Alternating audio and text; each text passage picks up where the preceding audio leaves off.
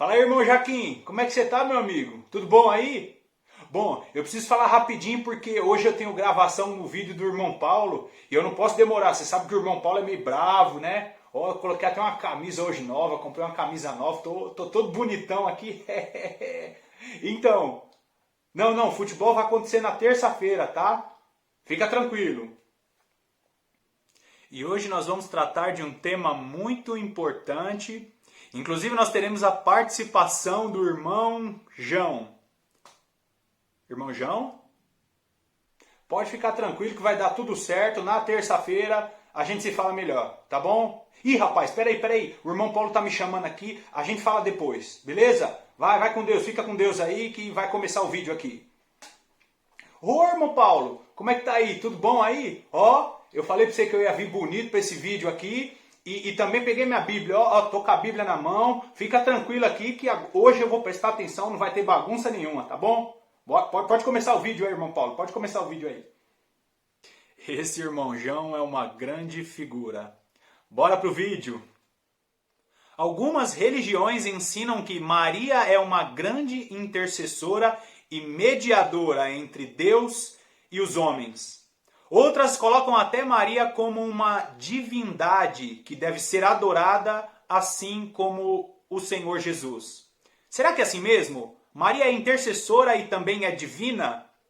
E esse é o tema do vídeo de hoje. Seja muito bem-vindo ao canal A Lâmpada para os Meus Pés. É muito bom ter você aqui comigo.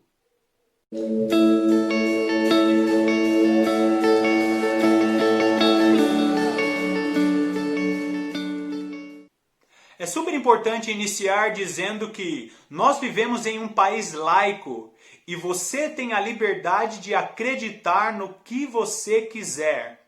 E a ideia desse vídeo não é desrespeitar a sua fé, mas nós aqui do canal A Lâmpada para os Meus Pés acreditamos que a Bíblia é a palavra de Deus. E a ideia principal desse vídeo é esclarecer a verdade das Sagradas Escrituras. Então sinta-se à vontade e, por favor, examine a cada ponto, a cada versículo, não através da minha opinião, mas através daquilo que está escrito.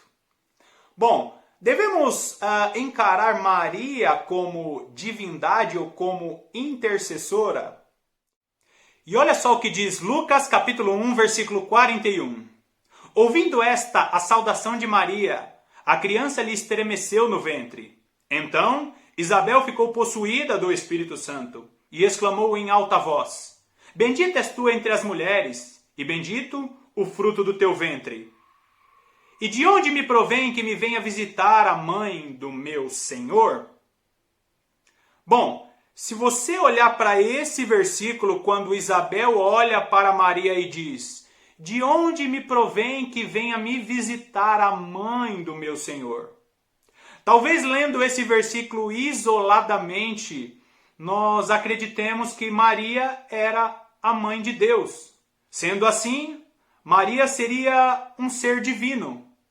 Mas nós precisamos avaliar a cada texto dentro do seu contexto, e a própria palavra de Deus ela não pode se contrariar. Então tente imaginar por um minuto que realmente Maria é uma mulher divina, assim o texto diz que ela é a mãe do nosso Senhor. Olha só o que diz Êxodo, capítulo 20, a partir do versículo 4. Não farás para ti imagem de escultura, nem alguma semelhança do que há em cima nos céus e nem embaixo na terra, nem nas águas debaixo da terra. Por via de regra, se não todas as pessoas, a maioria dos adoradores ou daqueles que consideram Maria como divindade, eles estabelecem imagens para adorar Maria. E nós precisamos avaliar que se realmente Maria ela é uma divindade, esse ato de adorar Maria através de uma imagem contraria toda a palavra de Deus. Acabamos de ler um texto que está lá nos 10 mandamentos, né? Não farás para ti imagem de escultura, nem alguma semelhança do que há em cima nos céus e nem embaixo da terra. Ainda que você conteste que esse texto está no Antigo Testamento, olha o que o apóstolo Paulo vai dizer em Romanos capítulo 1, 22 e 23. Dizendo-se sábios, tornaram-se loucos e mudaram a glória do Deus incorruptível em semelhança da imagem de homem corruptível, bem como de aves e de quadrúpedes e répteis. Deus, ele nunca quis ter uma imagem. E ainda que considerássemos Maria como uma divindade, estabelecer uma imagem para adorá-la ou para fazer petições contraria totalmente a palavra de Deus. E olha só o que Isaías diz no capítulo 44, a partir do versículo 16. É super importante você estar com a sua Bíblia na mão. A partir do versículo 46, diz assim: metade queima no fogo, e com ela cozinha a carne para comer. Assa-a e farta-se. Também se aquenta e diz: já me aquento, contemplo a luz. Então o resto faz um Deus, uma imagem de escultura, ajoelha-se diante dela, prostra-se e lhe dirige a sua oração, dizendo: livra-me, porque tu és meu Deus. Nada sabem, nem entendem, porque se lhes grudaram os olhos para que não vejam, e o seu coração já não pode entender. Nenhum deles cai em si, já não há conhecimento nem compreensão para dizer: metade queimei e cozinhei o pão sobre as suas brasas, assei sobre elas carne e a comi. E faria eu do resto uma abominação? Ajoelhar-me-ia eu diante de um pedaço de árvore? Tal homem se apacenta de cinza, e o seu coração enganado o iludiu. De maneira que não pode livrar a sua alma nem dizer: não é mentira aquilo que confio? Aqui o profeta Isaías, em tom de indignação, em alguns momentos em tom de perplexidade, porque se você olhar a maneira que ele escreve, aqui a gente consegue captar o sentimento, ao ponto dele dizer: como pode alguém cortar uma árvore e fazer do resto dessa árvore um Deus para adorar e dirigir a ele orações?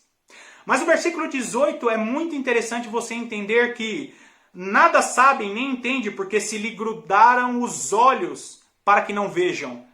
Eu ainda vou falar mais um pouquinho sobre você se torna aquilo que você adora. Mas antes, acompanhe a leitura também de Abacuque, capítulo 2. Abacuque, capítulo 2, a partir do versículo 18. Diz assim: que aproveita o ídolo, visto que o seu artífice o esculpiu?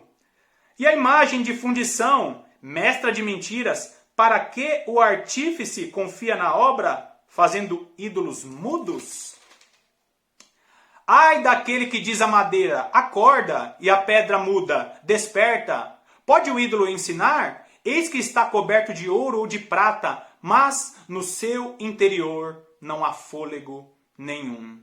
O Senhor, porém, está no seu santo templo. Cale-se diante dele toda a terra. Não entenda isso que eu estou falando como algo desrespeitoso, mas a própria palavra de Deus diz: como pode alguém adorar algo inanimado?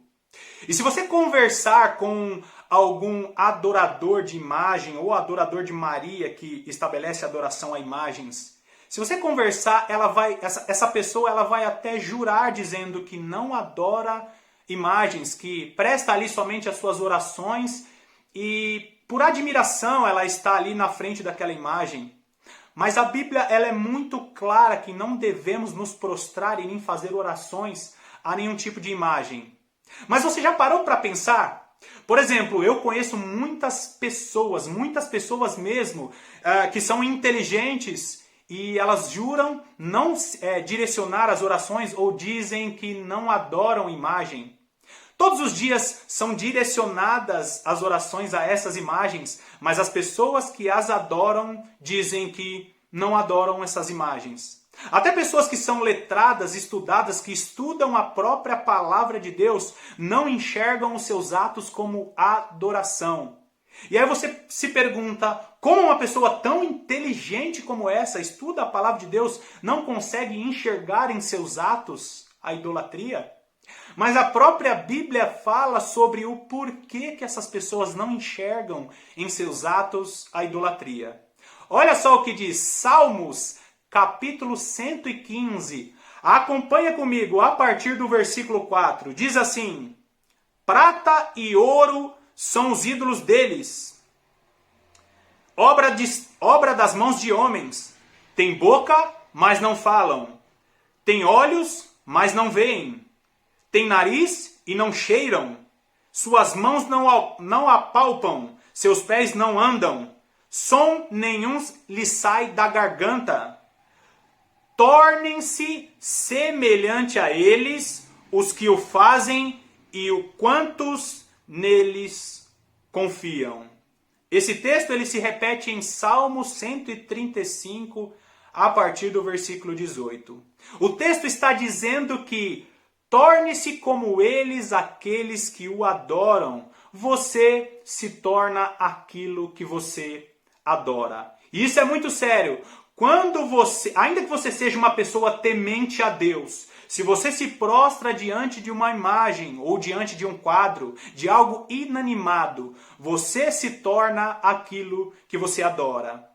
Uma imagem, ela não tem olhos, portanto, ela não consegue ver. E se você é uma pessoa que adora imagem, você não vai enxergar aquilo que está na sua frente, porque os seus olhos espirituais estão tapados por causa do seu ato de idolatria. E ainda diz mais, tem ouvidos, mas não ouvem. Aqueles que se ajoelham diante de uma imagem para dirigir orações a esta imagem, elas não vão conseguir ouvir a voz de Deus, porque está debaixo de um pecado de idolatria. E antes que você pense que Deus não seria cruel ou Deus não seria tão maldoso para imputar este pecado às pessoas, deixando elas no engano, entenda uma coisa, queridos. A palavra de Deus ela é orgânica. Inclusive o Senhor colocou isso no meu coração essa semana. A palavra de Deus ela é orgânica. E o que seria uma palavra orgânica? Orgânica é aquilo que funciona de maneira natural. Entenda isso. Olha só essa caneta na minha mão. Se eu jogar ela, se eu soltar ela aqui, ela vai cair. Por quê? A lei da gravidade disse que ela tinha que cair. A lei da gravidade é uma lei orgânica que o próprio Deus estabeleceu. Como, por exemplo, a criação do sol, da lua e das estrelas. Eu sei que tem pessoas que pensam que Deus ele vai lá todo dia, aperta um botãozinho e o sol ali se abre, né? Ou as nuvens aparecem porque Deus... Não! Deus estabeleceu o sol, a lua, as estrelas, este firmamento, os céus, como algo orgânico. Ou seja, aquilo vai funcionar de maneira natural. E assim como a própria palavra diz que a palavra do Senhor não volta vazia, Deus ele estabeleceu que todo aquele que adora a imagem, ele será como aquela imagem. Inclusive até pessoas que idolatram doutrinas. Já viu aquelas pessoas que falam, eu sou arminiano, eu sou calvinista, eu sou da teologia tal? Existe um grande perigo dessas pessoas estarem idolatrando doutrinas. A palavra de Deus ela não foi feita para ser idolatrada, ela foi feita para ser praticada e amada. Então tome bastante cuidado. O único objeto da sua adoração precisa ser o Deus Todo-Poderoso. Então, eu não adoro imagens, mas eu quero continuar fazendo as orações, pois Maria é a mãe de Deus e ela pode ser uma grande intercessora. Será que é isso mesmo? Olha a opinião de Jesus a respeito dessas coisas. É muito importante você acompanhar a leitura do texto. Marcos 3:31. Diz assim: nisto chegaram sua mãe e seus irmãos, a mãe e os irmãos de Jesus.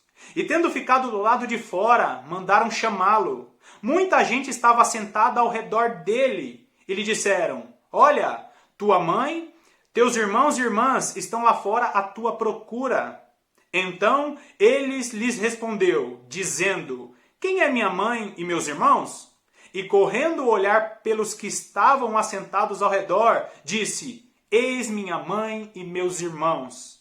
Portanto, qualquer que fizer a vontade de Deus, esse é meu irmão, irmã e mãe.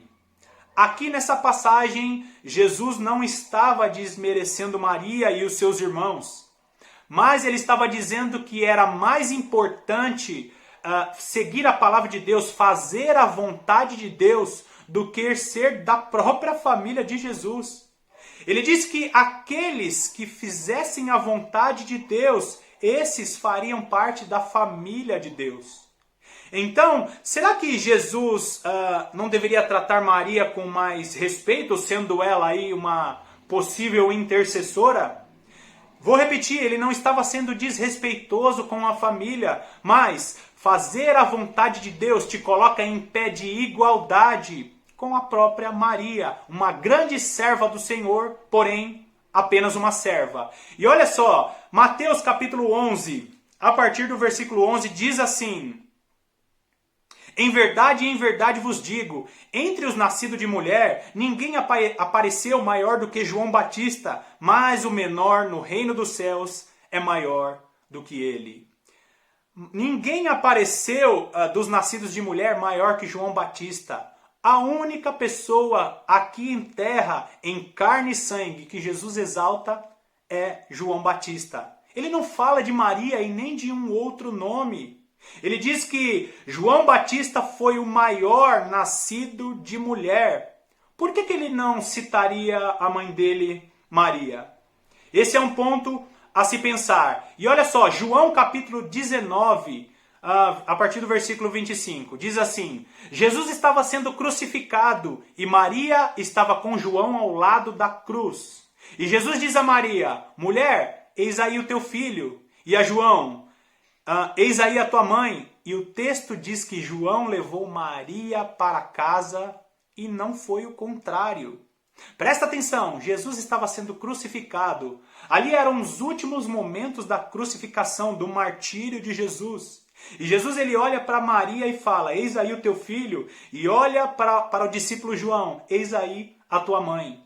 Aqui nós vemos claramente Jesus colocando em pé de igualdade Maria e os discípulos. Maria, uma grande serva, como foram os seus discípulos.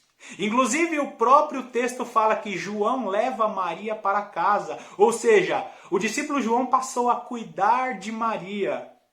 Vou repetir, queridos, não estou diminuindo a importância de Maria na palavra de Deus. Mas a partir do momento que ela morreu, acabou o ministério dela. E por isso não devemos direcionar as orações a Maria. Agora olha só que interessante.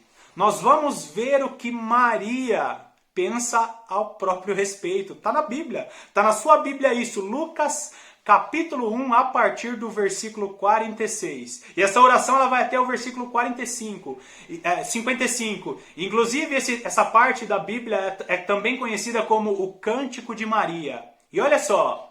A minha alma, essa é a oração de Maria, presta atenção. A minha alma engrandece ao Senhor e o meu espírito se alegrou em Deus, meu Salvador. Porque contemplou na humildade da sua serva, pois desde agora todas as gerações me considerarão bem-aventurada. Ou todas as gerações me considerarão feliz. De fato, irmãos, quem não gostaria de ter um chamado como o chamado de Maria? Agora, vamos analisar o texto quando ela diz: a minha alma engrandece ao Senhor e o meu espírito se alegrou em Deus, o meu Salvador. Aqui a palavra Salvador é a palavra soter. Essa palavrinha grega no original significa libertador e salvador. Agora, quando Maria ela fala meu Salvador, é a mesma palavra que nós encontramos no Novo Testamento 24 vezes. A palavra soter, que significa salvador ou libertador, nós encontramos 24 vezes. E dessas 24 vezes, 21 falam diretamente a respeito do nosso Senhor Jesus Cristo. As outras 3 falam indiretamente, mas pelo menos 21 vezes a palavra Salvador ela é usada para falar do nosso Senhor Jesus Cristo. Olha que interessante, Maria fala do Salvador usando uma palavra que é direcionada para chamar Jesus de Salvador. E ela ainda continua a oração, porque contemplou na humildade da sua serva. E a palavra serva no original grego é a palavrinha douli. E essa palavrinha douli significa serva, escrava e podia-se até dizer criada. Escrava, serva e criada. A palavra douli, que significa serva, criada ou escrava, foi a palavra que a própria Maria usou para dizer: meu Senhor, eu sou sua serva. O Senhor contemplou a humildade da sua escrava. A própria Maria tinha humildade para reconhecer que ela precisava de um Salvador. Então, será que nós devemos adorar uma mulher que tinha uma opinião de si mesmo, que ela era serva, criada e ela estava à disposição de Deus? 1 Timóteo, capítulo 2, versículo 5. Há um só mediador entre Deus e os homens, Jesus. Olha que João, capítulo 16, versículo 23 e 24 diz: quando pedires em meu nome, a vossa alegria será completa. E ainda, Hebreus capítulo 13, a partir do versículo 5 diz: por meio de Jesus, pois ofereçamos a Deus sempre sacrifício de louvor, que é o fruto de lábios que confessam o seu nome. Maria foi uma grande mulher de Deus e precisa ser sempre lembrada. Mas o único nome digno de louvor, digno de adoração, digno de ser engrandecido, o único chamado de o Príncipe da Paz, Deus Emanuel, o nosso Redentor, Salvador das nossas almas, é o nome do nosso Senhor Jesus Cristo. As suas orações, elas precisam ser direcionadas apenas para o nome do nosso Senhor Jesus Cristo. Eu espero que essa mensagem tenha ficado no seu coração e que você possa compreender a importância de orar no nome de Jesus.